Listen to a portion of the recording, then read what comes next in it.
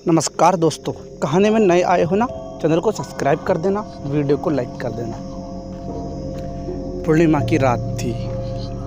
एक लड़का क्रिश अपने घर के बाहर बैठा हुआ था। करीबन 7:30 बज रहे थे।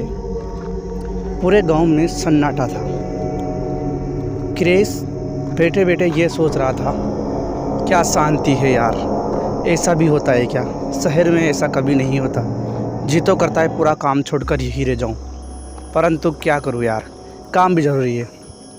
तभी उसने आंखें बंद करी और वो बेटा रिलैक्स कर रहा था।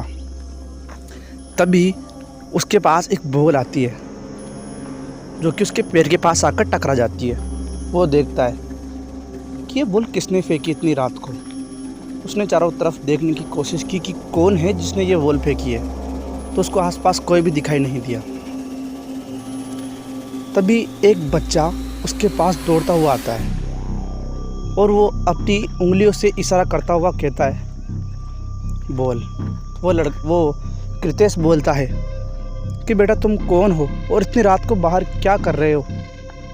वो कुछ नहीं बोलता। उसके बाद भी वो फिर कृतेश ने पूछा, बेटा तुम कहाँ रहते हो और इतनी रात को खेल कैसे रहे हो? बस उस लड़के ने स्माइल करी और उसके पास गया और बॉल लेकर वापस भाग गया। वो उसके सामने से ही भागा था और काले अंधेरे में कहीं गायब हो गया, उसको पता भी नहीं चला। उसके बाद उसकी माँ ने आवाज़ दी कि बेटा खाना खा ले, अंदर आ जा। तो कृतेश अंदर चला गया। उसके बाद कृतेश खाना खाते खाते उसके फ़ोन आता है उसके सर का कि आप जल्दी से ऑफिस आ जाओ, इम्पोर्टेंट काम है, अभी आपको निकलना पड़ेगा और सुबह ज़रूरी काम है। तो कृतेश बोलता है ठीक है मैं आता हूँ। तो उसकी माँ से बोलता है कृतेश की माँ, मेरे को अभी जाना पड़ेगा। तो उसकी माँ बोलती है, अरे नहीं बेटा तुम अभी नहीं जा सकते, तुमको कल सुबह जल्दी निकल जाना, परंतु इस समय नहीं जाओगे। कृतेश बोलता है क्यों माँ, मेरे को अभी जाना पड़ेगा।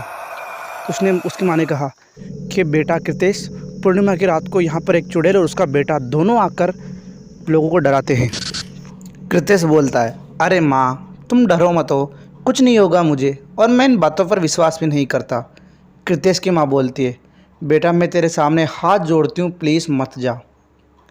कृतेश बोलता है, माँ मुझे कुछ नहीं होगा और मेरे ज़रूर इम्पोर्टेंट काम है, मैं जाना पड़ेगा मेरे को। तो वो अपनी माँ की बात को ठुकरा कर वहाँ से निकल गया।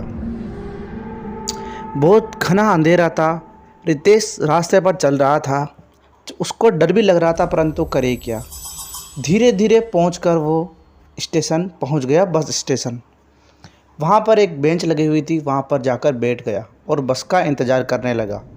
चारों तरफ अंधेरा था, सुनसान रात थी और खामोशी को कुत्तों की आवाज़ चीर रही थी। वो बैठा हुआ था, तभी उसको पीछे झाड़ियों में किसी के होने का एहसास हुआ। कृतेश खड़ा हुआ और उस झाड़ियों की तरफ देखने लगा। उसने कहा, कौन है वहाँ पे? कौन है झाड़ियों के पीछे? सामने आओ। ऐसा कहकर वो बोलने लगा।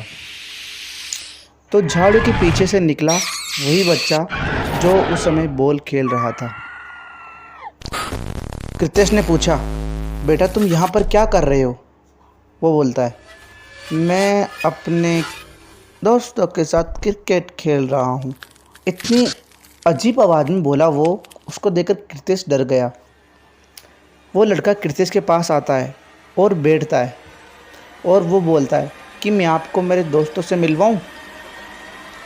तो उसने कहा, हाँ मिलवा। दोनों बैठ गए थे क्योंकि अब कृतेश को थोड़ा डर कम लग रहा था। कुछ ही दिनों पहले कृतेश का दोस्त किशन लाल गायब हो गया था, क्योंकि वो जब लड़का उससे बात कर रहा था तो उस लड़के की आवाज़ उसको उसके दोस्त किशन की तरह की लगी, जो कि किशन बहुत युवक आदमी था। वो गुम गया था अपने गांव से और उसकी माँ ने, कृतेश की माँ ने उसको बताया भी था कि तेरा दोस्त गुम गया है और अभी तक लापता है। लोग ये कह रहे हैं गांव वाले कि उसी चुड़ैल का ये काम है। तो उसने उसको खिलौना दिखाना स्टार्ट किया उस बच्चे ने। तो उसके अंदर किशन का एक पुतला था। जैसे ही कृतेश ने उस पुतले को देखा तो उसने बोला, अरे ये पुतला तो मेरे दोस्त किशन की तरह का है, तुमको कहाँ से मिला?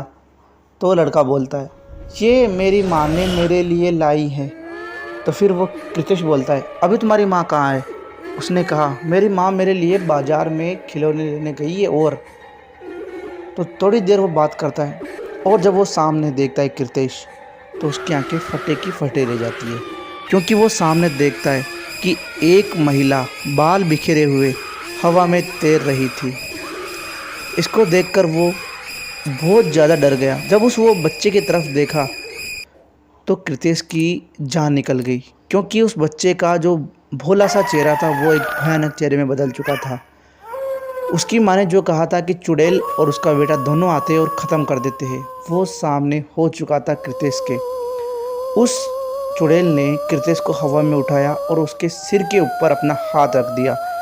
कृतेश बहुत ज़ोर ज़ोर से चिल्ला रहा था और वो चुड़ैल बहुत ज़ोर ज़ोर से हंस रही थी। कुछ ही देर बाद कृतेश ने वहीं दम तोड़ दिया और कृतेश की लाश अपने आप गायब हो गई, और उस बच्चे के पास एक खिलौना और ज़्यादा हो गया, यानी कि एक पुतला ज़्यादा हो गया। वो पुतला और किसी का नहीं, कृतेश का था। दोस्तों, कहानी केवल मनोरंजन के लिए थी। कहानी अच्छी लगी तो वीडियो को लाइक कर दे, चैनल को सब्सक्राइब कर दे। मिलता हूँ आपसे अगली कहानी में, तब तक के लिए बाय बाय।